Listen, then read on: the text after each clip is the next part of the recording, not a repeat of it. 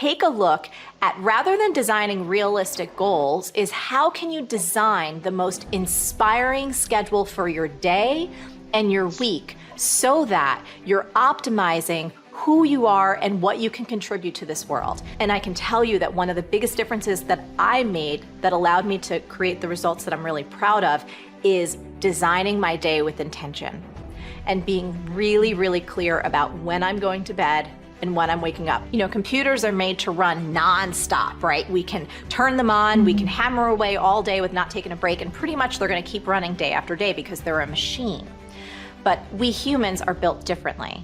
And if we don't architect our day in the right way, if we don't build in rest, exercise, hydration, give ourselves free open space, white space, just to dream or to think or to play, we are gonna put ourselves in that position where burnout is a real thing, and then it's gonna put us so far back that it's gonna take 10 times more to even just get back to base zero, nevertheless reaching our biggest dream.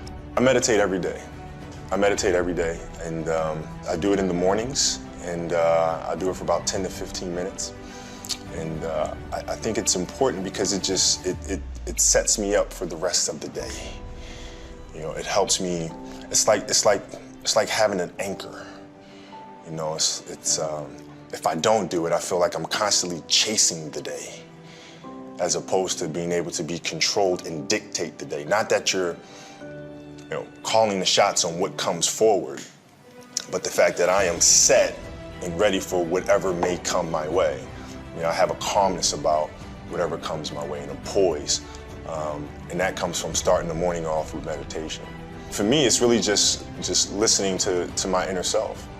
I mean, that's basically it. Like you sit in silence and you just allow these thoughts to come forward, and you get a chance to observe the self and things that may be lying beneath the surface that if you don't have that time to sit quietly on your own, you'll never pay attention to. You know, because if you think about it, like, you know, the reality is we're paying attention to so many things that are going on around us.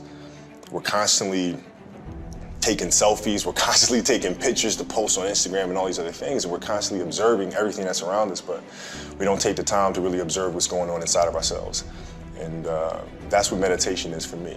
The truth is that we can all, at any stage in our life, create a life of no regrets. There's no limits, there's no impossibilities, there's no stopping point. There's not a point where from that point onwards, you don't have a chance. You always, always, always have a chance. Regret has some really important roles. The first one is that it helps us make sense of the world from our perspective for one of the first time. See, most of us have spent our lives learning what's important to us based on maybe what families thought, what communities thought, what parents thought, what education taught, whatever it is. When you start regretting something, when you think you did something wrong, when you start thinking that I could have done something differently, you're making sense of the world from your perspective. It's crazy how powerful this is, right? You're starting to make sense of the world from your perspective. The second thing is, it allows you to avoid future negative behavior. Challenges are what really grow us. You know, your life is a great story. You know, every person's life is a story. And the question is, some people's story is a warning, some people's story is an example. Right now, you're an example that's growing and expanding, and you have a chance to have this be the most incredible life. But it won't be a life without challenge. And the challenges we're facing right now give you an opportunity to grow like very few generations. You know, I'm sure you've heard of the Great Generation, the World War II generation. If you watch a great movie, if you read a great book, you know, the size and the power of the hero, how much you become as a hero is defined by how tough an obstacle you face, how difficult is the villain, the opponent. And so sometimes when I've been through the toughest times of my life, one of the questions I've had to ask myself or note to myself is, I finally have a really worthy opponent. This is scaring the hell out of me, or this is challenging me, or this is making me crazy. But I also know in my gut and in my soul that if I can push through, it's just like you've done in these years. You've pushed through tough times, I'm sure, many of them. But as you push through those, you become more. And as you become more, something magical happens. You don't just grow, you expand in your spirit and your soul and your capacity and your skill. And all of a sudden, fear becomes less and less a part of you. I want you to be the observer of your thinking loop and how that's spitting out your focus. And then you can shift it. Start thinking, you know, the world has shifted. I have new opportunities. I have new capabilities. I'm alive. I've navigated the world. I have family, friends, husband, wife, kids. Like, shift that up. I am resilient. I am resourceful.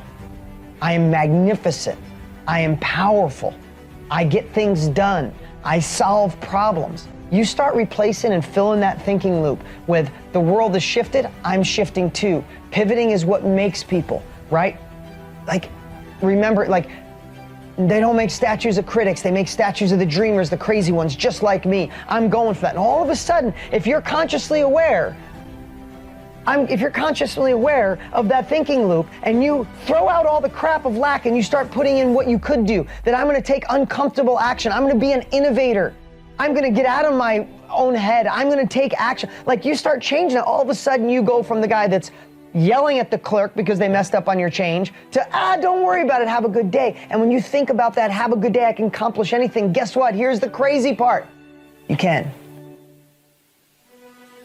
You can. I have no reason to be here. I didn't go past high school. I had dyslexia. I didn't start with money. Everybody thought I'm probably the least likely anybody in my school would say I'd be successful. And in the knowledge industry, who the hell would think this got me, who barely could read in 7th grade, that I'd be a multiple New York Times best-selling author, teach people around the world, one of the top trainers there are on the planet? How would that happen? By some of the same exact stuff I'm sharing with you right now. You gotta watch your thinking loop. You gotta watch your focus. And then you gotta get crystal clear clarity. How to manage your time to get done what you need to get done, to build your dream, to have family time, to breathe, to really live a 360 life. You know, time management for me was something that I didn't even know I was horrible at one time. See, I'm a creator, I'm a dreamer, I'm a butterfly. And what that means is I can be chaotic and sporadic, and I can go in one direction in 1 minute and then another direction another minute. That there were times early in my career, Jelani was about 5 years old at the time, he's now in his mid-20s, and I could work for 10 hours a day and literally have a list of 10 things to do and only have checked 2 of those tasks off. But I really, really worked 10 hours in the day. And I remember for years I wondered, what is it that I'm doing wrong? What is it that I'm not doing? Why do I feel overwhelmed? Why do I constantly feel as if I don't have enough time? Do you know that it takes literally as much energy to remain in overwhelm as it does to get organized and manage your time? I know that sounds crazy.